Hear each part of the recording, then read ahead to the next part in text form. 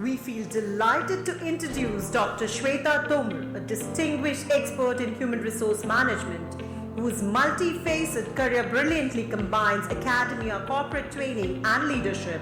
Armed with a doctorate in business management from Vikram University and a diploma in training and development from the Indian Society of Training and Development, New Delhi, she brings remarkable depth to her professional pursuits. A law graduate from CCS University, Meerut, Dr. Tomar's legal grounding enhances her holistic approach to the organizational and educational strategies. Currently serving as a consultant trainer and project head for Project Surf Bharat and United Consciousness UMIS India, she showcases her dynamic abilities through effective program implementation and impactful workshops. Her passion for fostering growth extends beyond the corporate arena, as she co-founded and serves as a principal of Akshara Kids Academy, where she focuses on child consultancy and parenting guidance. Dr. Tomar's warm personality and commitment to excellence continue to inspire all those she mentors and collaborates with. So ladies and gentlemen, please put your hands together to welcome Dr. Shweta Tomar. Before Dr. Shweta Tomar may speak, we would like to thank Bhavna ji, Vijay Sinha ji for being observer for last two talks. And now for these talks, we have Ruchi Dhawan ji, Head HR Indigo, and Professor Ashish Pandey, IIT Mumbai as an observer. Our chair will remain the same, Shri Gopal ji. So it was little embarrassing for me, apne muh se apna bakhan karna, but I have no other option because I have to do it very quickly. And I don't know whether it is a coincidence or it is intentionally planned that two animal lovers, they have been put at the end of the session. One is Shelja and another one is me.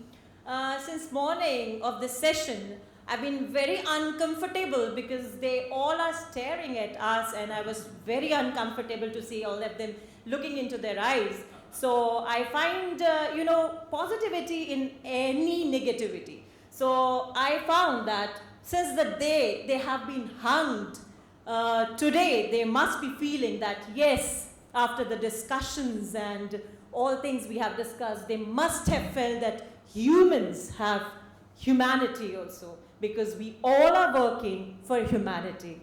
So in ESG model, I have taken social dimension.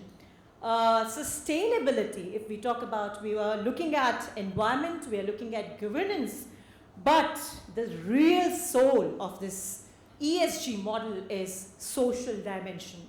If society loses ethical and emotional balance, then even the best environment or economic system cannot be attained. So for this, Indian thinkers gave a holistic framework to balance individual growth and social harmony, and this is what my model is.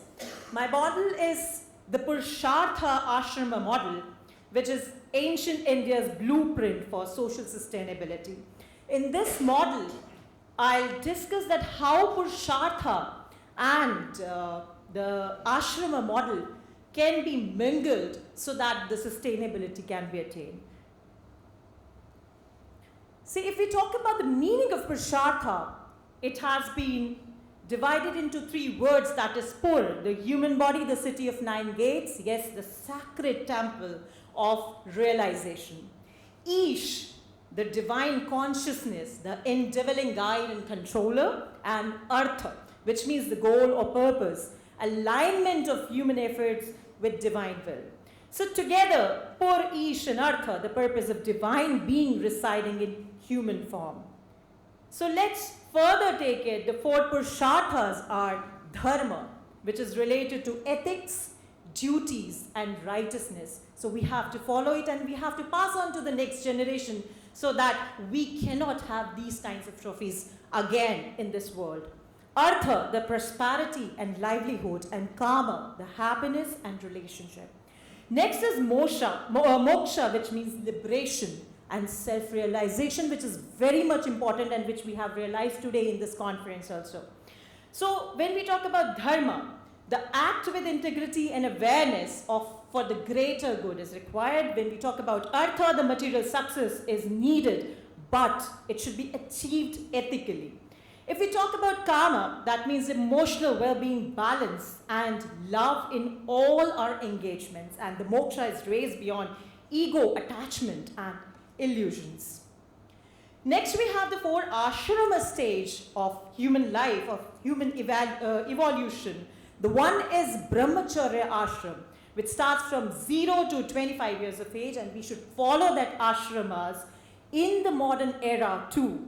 And that is learning and discipline. This ashrama leads to learning and discipline. The next is grihastha ashrama, which is from 25 to 50 years of age, and which means that there should be responsibility. And responsibility lies in work-life balancing also, because I know that people here, whosoever is sitting, they are very busy. So we need work-life balancing also to follow the grihastha ashrama. Then we have vanaprastha ashrama, which is the reflection and guidance. So at the age of 50 to 75, we have earned a lot of experiences which you people are also sharing. So yes, vanaprastha should be delivered to the next generation. And last is sannyasa, which means renunciation, means leave everything, whatever you have, and now this is time for self-realization. And with all these ashramas followed with purusharthas, we can develop a model. Meaning and direction to the life ashramas has its domain, which dominant purushartha, which gives meaning to life. If we talk about Purushartha Ashrama harmony model, then if Brahmacharya is there, that means Dharma. Brahmacharya is every time followed by Dharma, which means learn, value, discipline, and model function. Grihastha, which means Artha and Kama, that means earn and enjoy responsibilities. Vanaprastha, which means Dharma and Moksha, mentor and service society. Last one is sannyasa, which means moksha and renounce ego and self-realization. Now I have a butterfly metaphor into it. When we talk about egg, that is brahmacharya, and brahmacharya is learning and discipline. The caterpillar is a grihastha, that means action and experience. Now it is a time for action and experience. Pupa is vanaprastha, means reflection and service. And the last one is butterfly. Now it's time to fly, that is sannyasa. Freedom and enlightenment is very much important. Now when we put it into ESG model, we can have the connections too. This means brahmacharya, when you are giving this ashrama to your kids or in the education system, it should be ethical. Building character should be focused. And the next is grihastha ashram, means corporate and family responsibility should be followed, but earning with compassion. Vanaprastha leads to mentorship and community services, which means the social leadership should be there, and sannyasa is visionary leadership, means value-driven transformation. When the society will be netted through all these 4 ashramas, we need not to discuss much, but we will be getting the citizens which we want in the country. So ashrama teaches us how to live, but Purushartha teaches why to live. And this is all my session ends with. Thank you so much.